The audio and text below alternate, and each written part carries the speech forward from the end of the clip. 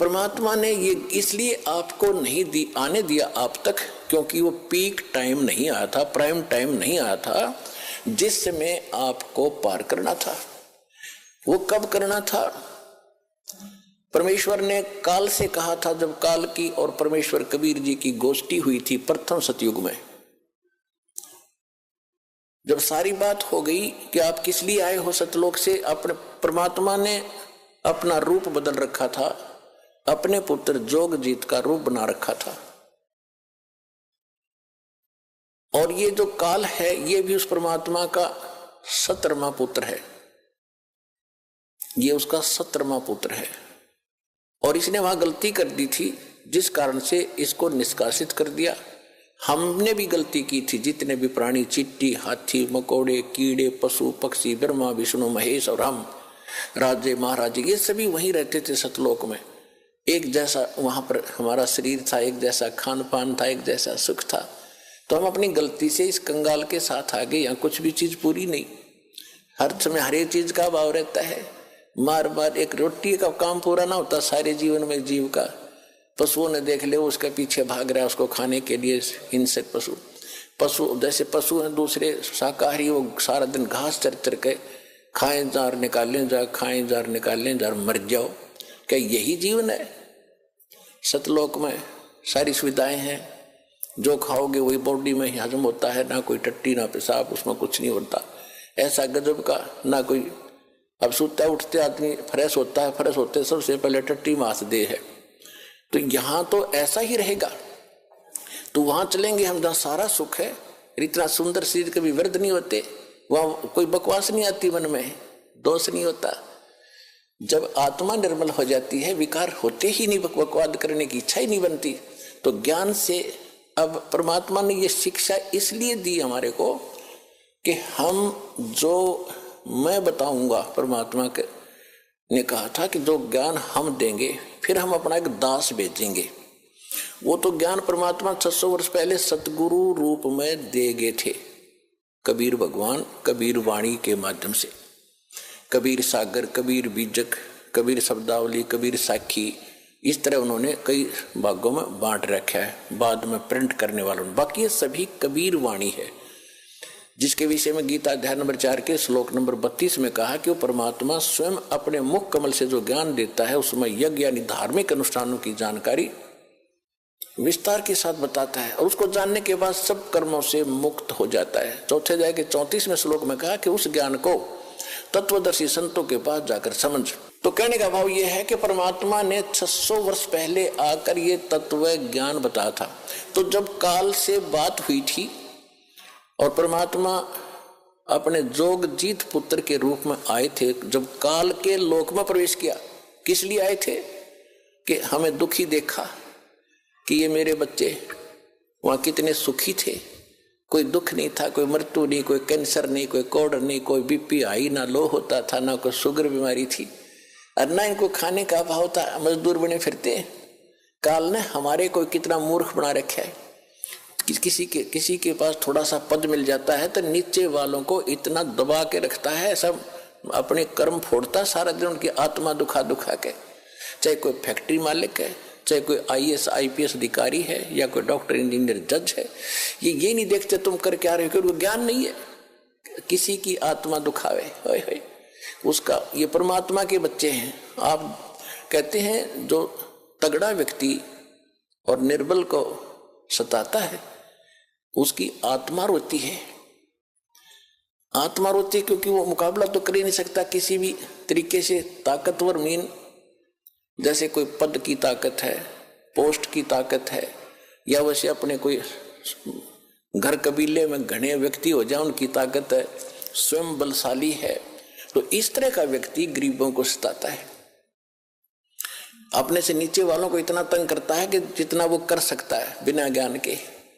तो यहाँ परमात्मा ने आके बताया है कि कबीर गरीब ना सताइए, जाकी मोटी हाय, और बिना श्वास की जीव से लोभ भस्म हो जाए। देखो कहते हैं गरीब को ना सताना, आपकी ये हालत हो जाएगी, क्योंकि वो तो जीवित श्वास है, आत्मा से उसका कनेक्शन है, रो रहा है, उसकी आत्मा दुखी है, तो उसको जरूर प्रतिफल मिलेगा, 2 दिन पीछे मिल जाएगा। उदाहरण दिया है कि जैसे पहले एक धौंकनी होती थी, पशु के चाम की बनाई जाती थी, और लोहार और सुनार लोग उसी का प्रयोग करते थे। उसमें ऐसे एक हैंडल सा लगा लेते थे, उसको पकड़ के ऐसे करते थे, आगे उसका एक छोटा सा सुराख होता था उस चमड़े में, और वहीं से वो हवा लेती थी और फिर ऐसे छोड़ते थे, वो हवा फूंक मारती थी अग्नि में, ऐरन में, जहां पर लोहे को गर्म किया जाता था, पिघलाया जाता था। तो परमात्मा कहते हैं कि वो बिना जीव की श्वास, यानी मरे हुए जीव पशु की खाल की श्वास ने लोह को भस्म कर दिया। और ये तो जीवित सांस है, आहे जो आए है, कहते ये गरीब ने ना सताइए, जाकी मोटी हाय, और बिना जीव की श्वास से लो भस्म हो जाए। और तुम तो जीवित श्वास को दुखी कर रहे हो, तुम्हारा क्या हाल हो जाएगा। तो इस काल ने हमें न्यो भी पाप एक दूसरे के साथ अपने कर्म बिगाड़ने के लिए सिस्टम पूरा फिट कर रखा है कि इनकी बिरान माटी कर दूं, और फिर ये अपने वो एक दूसरे का किया कर्म यहाँ भोगते रहे और आजीवन दुख पाते रहे। और परमात्मा इसलिए आते हैं कि ये बुरा करते हैं अनजाने में। आज किसी की चोरी की, निंदा की, उसका अगले जन्म में फिर देना पड़ता है। कोई दामाद बनकर लेगा, बेटी भी लेगा, धन भी लेगा, और फिर मर जाएगा और बेटी विधवा होगी, फिर उसके पालन पोषण में बच्चों के लगा रहेगा वो मूर्ख। तो ये तो यहाँ का की व्यवस्था है, इसको समझना पड़ेगा। और उसी को समझाने के लिए भगवान आए कि मेरे बच्चे देख कितने दुखी हो गए, इनको वहां कोई अभाव नहीं था, देख किसी अक्ल मारी गई इनकी। तो जिस माता पिता के बालक बिगड़ जाए किसी कारण से भी, उसको चैन नहीं पड़ता जब तक उसकी पार बसाओगे। नो सोचेगा ये कभी सुधरे और वापस आ जा, और फिर मैं सीने से लगा लूं, इनको सारी संपत्ति दे दूं, मैंने क्या करना है। तो वो हमारा पिता है। हम गलत आदमी इस काल के आके फंस गए।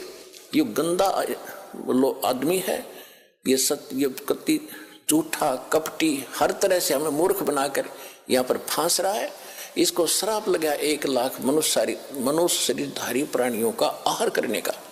इसलिए हमें पाल रहा है, अपने स्वार्थ सारी बुराइयां करवाता है। आप देखते हो बीड़ी, शराब, तंबाकू, फीम, सुल्फा, भुक्की, ये खाने की चीज है, मांस ये खिलाता है ताकि इसका टेस्ट बने। हम सूक्ष्म स्थूल शरीर से जो खाते हैं, एक अंदर शरीर है सूक्ष्म, उसके अंदर ये सारी वासना डिपॉजिट हो जाती है, इसमें समा जाती है। कुछ अधिक आहार तो लग जाता है शरीर के पोषण में, स्थूल के में, शेष जो वासना है उसका टेस्ट होता है, वो अंदर जाता है, समाता है जीव के माध्यम से। और फिर इनको ये कवर तो ऊपर रह जाता है, यही छोड़ जाते हैं। सूक्ष्म शरीर जब जाता है मनुष्य का, एजडित रहता है, जब तक दूसरे प्राणी में नहीं जाता ये सूक्ष्म शरीर एजडित होगा। तो ये तो ऐसा है जैसे सर्प कांचली छोड़ जाता है और सर्प अलग होता है। तो हम तो उस कांचली की क्रियाक्रम में लगे रहते हैं। यहाँ पर कभी गंगा ठा के ले जाएंगे, कभी कितना कर्म कराएंगे, वो सांप तो जा चुका है, वो तो है नहीं इसमें। तो उस जीव को फिर तपतशिला पर डालता है, वहां उनको बुरी तरह तड़फाता है। क्योंकि जिसने ज्यादा हुक्का पी रखा है, जिसने ज्यादा शराब पी रखी है, मांस खा रखा है और ज्यादा भूखी पी रखी है, कोई नशेली वस्तु है, कि वो टेस्ट है उसका, उस काल का, मन का, ये मन उसका एजेंट है। तो उनको ज्यादा समय तक उस तपतशिला पर जलना पड़ता है, वहां चटक मटक होते, हाहाकार मचती है।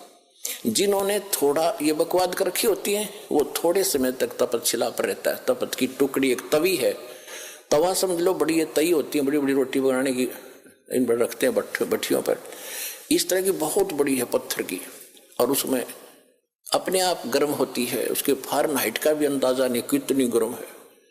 और जिन्होंने ज्यादा यह मांस, शराब, तंबाकू प्रयोग कर रखा है और वासनाएं की हैं, तो वो ज्यादा समय तक दुखी रहते हैं, बहुत समय तक। उनको बहुत समय ज्यादा माल होता है उनमें, तो देर से निकलेगा सारा। और जिन्हें कम कर रखे हो जल्दी फारग होकर गधे कुत्ते बनोगे, फिर जाना कहीं नहीं, रहना यही पर है। तो जहां पर ये तपतशिला पर जीव भुनने जा रहे थे, परमात्मा वहां आकर खड़े हुए, अपने पुत्र जोगजीत का रूप बना के। उधर से काल ने पहले तो उन बच्चों को समझाया जो वहां दुखी हो रहे थे। वो पूछ रहे कि हे परमात्मा के वहां पहुंचते ही कबीर भगवान के, उनकी सबकी जलन बंद होगी। वो भट्ठी न्योकी नो जल रही है, तो ये तो न्योकी नो गर्म ऐसे ही, और उनका कोई आंच नहीं। जैसे प्रहलाद भगत के आंच नहीं लगी, भगवान की कृपा से एक बिल्ली के बच्चे, एक कुम्हार ने आवा लगाया था। आवा लगाते थे मटके पकाने के लिए। कच्चे मटके में बिल्ली की आदत होती है कहीं से बच्चे उठाए कहीं रख दिए। उसने रातों रात एक मटके में बच्चे रख दिए।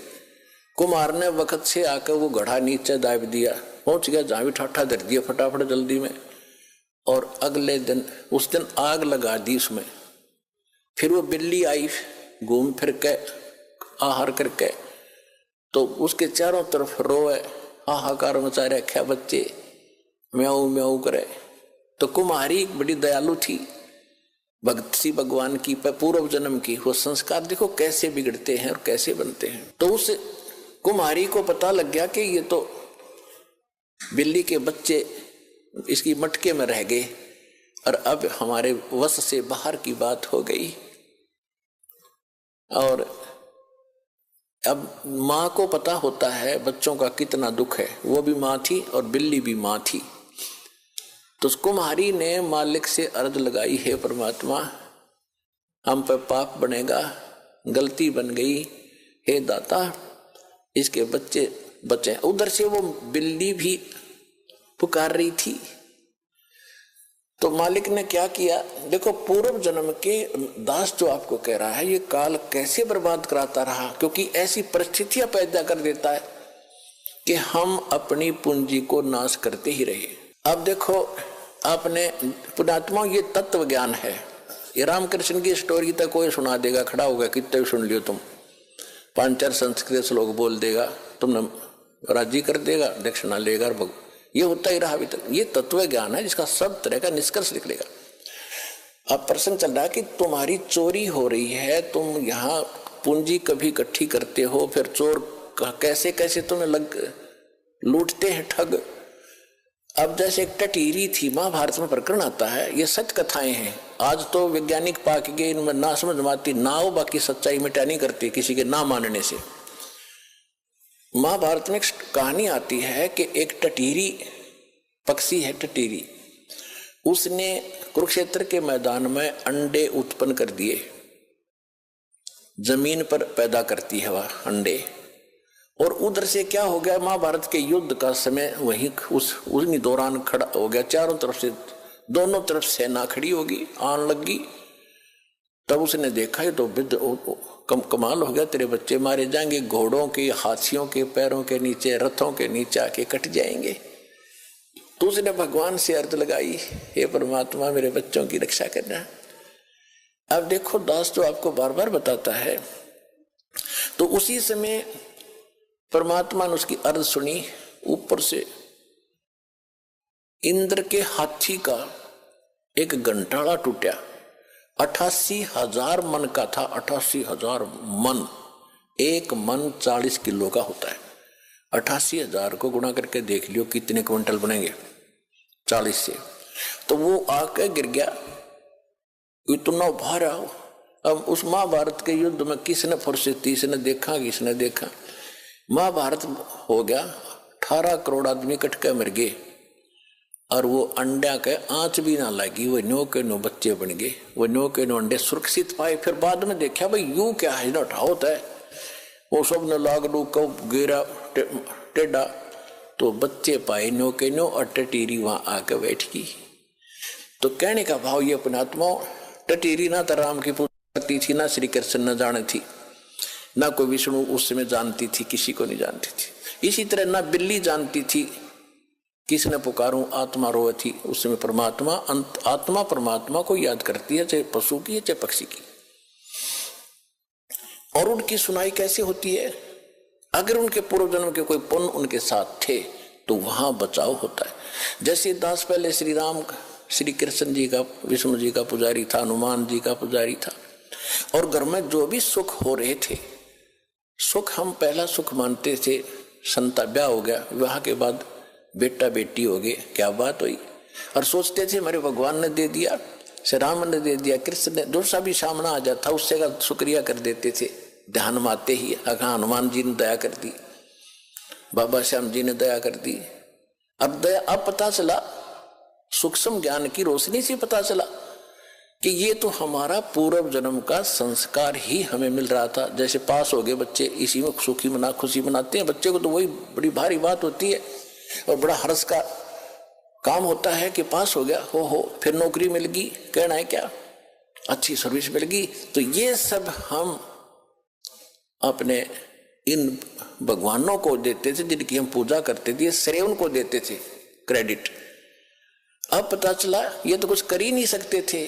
वो तो कबीर परमात्मा ही पिछले जन्म के संस्कारों से ही आपकी मदद करता आ रहा था, चाहे कोई पशु है चाहे कोई पक्षी। तो इस प्रकार हमने इस ज्ञान को समझना है।